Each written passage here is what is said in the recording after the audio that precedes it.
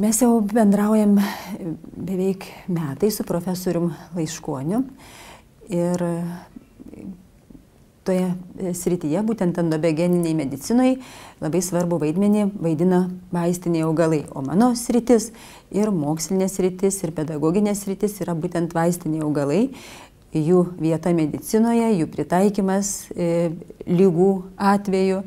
Ir būtent irgi lygiai taip pat ir paskaitose studentam aš kalbu apie tai, kad gydymas turi būti individualizuotas, kad vieniems tinka gydymas būtent fitoterapija, kitiems tinka sintetiniai preparatai. Visada turime žiūrėti konkretų pacientą ir konkrečią ligą. Gydytojai Lietuvoje lygiai taip pat kaip ir kitose ir Europos šalyse studijuodami neturi tos disciplinos. Ir požiūrį gauna labai vienpusiškai ir labai tik vienos krypties.